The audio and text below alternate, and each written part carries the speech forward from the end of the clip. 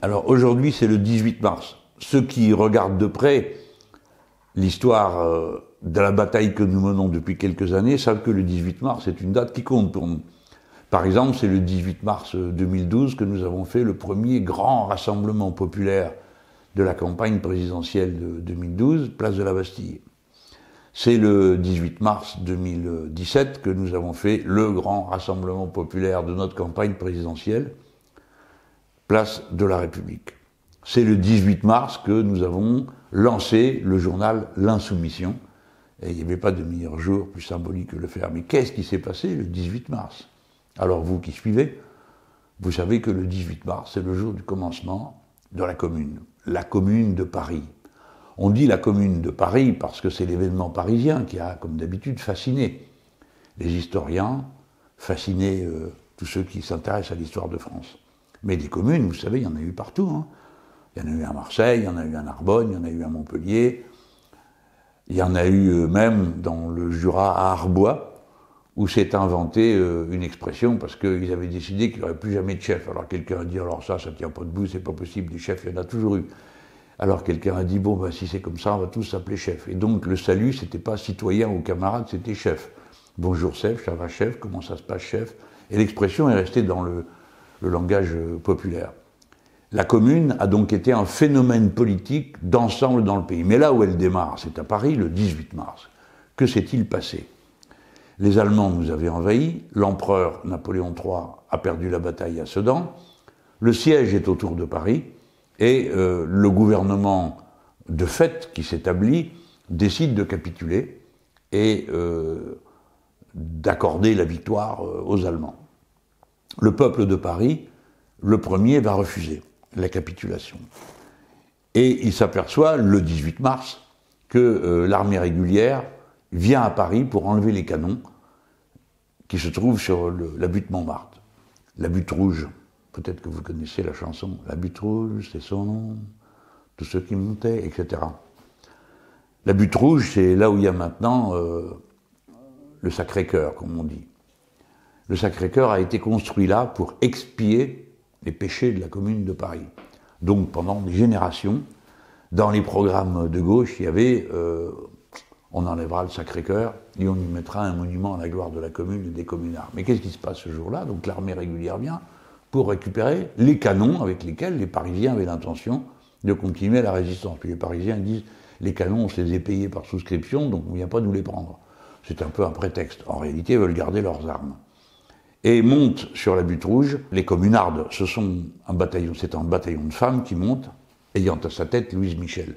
Et puis il y a aussi les gardes nationaux masculins qui vont monter, mais c'est les femmes qui vont faire le choc avec la troupe régulière, désarmer ceux qui se trouvent là, et pour finir garder les canons, puisque l'armée régulière recule et fiche le camp.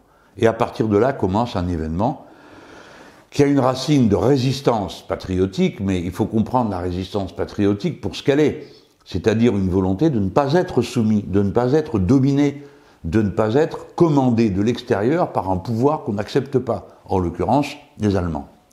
Mais ça valait tout autant pour le gouvernement qui s'installe à partir de là à Versailles. Donc la Commune de Paris est fondamentalement un acte d'insoumission et de philosophie insoumise. On va d'ailleurs créer un mot à partir de là, c'est les communards. Et le communard va rester dans l'imaginaire collectif, ce peuple ouvrier. Je dis bien ce peuple, ce ne sont pas que des ouvriers, c'est un peuple ouvrier, c'est un peuple d'artisans, c'est un peuple de commerçants, c'est un peuple de chômeurs, de pauvres, un peuple dans lequel les femmes jouent un rôle de commandement en même temps que les hommes. Et ce modèle va rester, pour l'histoire, dans la durée, une flamme qui éclaire la nuit sombre, quand nous perdons notre liberté, quand nous sommes soumis de force, soit à un envahisseur, soit à un pouvoir que nous méprisons, et qui n'est pas celui que le peuple a choisi. Alors, la Commune, tous les ans, nous trouvons un prétexte ou un autre pour la célébrer. Or, sans essayer de l'imposer à tout le monde. Hein. Je vous rappelle que le 18 mars 2017, on venait de chanter la Marseillaise. Il y avait des drapeaux bleu, blanc, rouge partout. Et à ce moment-là, j'ai dit, pour ceux qui connaissent la chanson, aujourd'hui c'est le 18 mars, c'est l'anniversaire de la Commune, on va chanter l'Internationale. Et les gens qui étaient là, il y a ceux qui connaissaient l'Internationale, les paroles, et ils m'ont chanté. Et les autres étaient bien contents de l'entendre. Des fois, ce n'était pas leur chanson, hein. Ça ne faisait pas partie de leur propre tradition, comme c'était le cas pour moi et pour beaucoup de ceux qui se trouvaient là. Donc ce 18 mars, on a dit, on va marquer le coup, on va faire une petite vidéo. Rappelez-vous bien, toujours, rappelez-vous bien, quand ça va mal, quand vous n'avez plus de courage, quand vous pensez que c'est trop dur. Rappelez-vous que pour la commune, c'était très dur. Pour les communards et les communardes, pour le petit peuple, il y avait à la fois les Allemands, le pouvoir versaillais, il y avait toute cette difficulté. Et cet acte de résistance, d'insoumission, est passé d'un cas à l'autre, d'une idée à l'autre, et ça a donné un programme révolutionnaire social. Quel programme révolutionnaire social? D'abord, la séparation des églises et de l'État. Ça paraît banal aujourd'hui, mais à l'époque, c'est fou. Il faut enlever les crucifix de partout, des tribunaux, de l'armée, de tout. Et l'État et l'Église sont déclarés séparés. Mais il y a aussi la réquisition des logements vacants. Bon. Il y a aussi les lois qui rendent possible la création des coopératives ouvrières. Car le modèle socialiste de l'époque, le modèle communard, c'est la coopérative ouvrière. C'est pas le capitalisme d'État. Ce sont les travailleurs décidant eux-mêmes de la production, des conditions dans lesquelles elle se déroule, du prix des choses. Bon, évidemment, tout ça a tenu peu de temps. Pas parce que le modèle n'était pas viable, mais tout simplement parce que la répression s'est abattue sur les communards. Les Allemands se sont retirés pour permettre à la troupe française de massacrer les communards. Et ils en ont fusillé 32 000 en l'espace d'une semaine, qu'on appelle la semaine sanglante. À Paris, parce qu'en province aussi, la fusillade a eu lieu. À Paris, on va au cimetière du Père-Lachaise, et en bas du cimetière, il y a le mur, le long duquel tant des nôtres ont été fusillés. C'est pourquoi on y va, tous les 1er mai, des fois on y va à d'autres dates, le 18 mars lui-même, on va au mur des fédérés. C'est l'endroit des nôtres, de la première révolution qui affirme en France son contenu radicalement social. Alors bien sûr, il y en avait eu d'amples prémices pendant la grande révolution de 1789, qui est la révolution fondatrice de la liberté du peuple en France. Mais ce moment communard continuera d'illuminer l'histoire longue et profonde que nous prétendons incarner, continuer, évidemment à chaque génération différemment. On ne va pas confondre 1871 et 2021. Là, derrière moi, vous voyez, il y a un tableau qu'on vient de m'offrir aujourd'hui. C'est Mathilde Panot qui me l'a fait passer, parce que c'est à elle qu'on l'a remis, pour qu'on me le donne, qu'on le donne en fait à notre siège.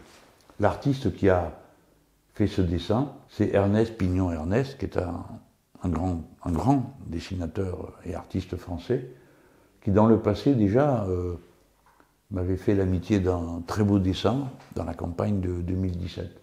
Et là, vous voyez, 1871-2021, c'est l'anniversaire des 150 ans de la commune, et ce slogan, c'était celui de la campagne de 2012. Place au peuple. Le peuple sur les places, à l'époque, place au peuple. Place à la commune. Et bien voilà, ce sera le vœu de la commune de 2022. Place au peuple, place à la commune qui sera la structure de base de la démocratie de la République française si nous gagnons l'élection présidentielle et qui de toute façon continuera à vivre dans nos cœurs de génération en génération comme un modèle de courage et comme le signal qu'un autre monde est possible. La lutte continue.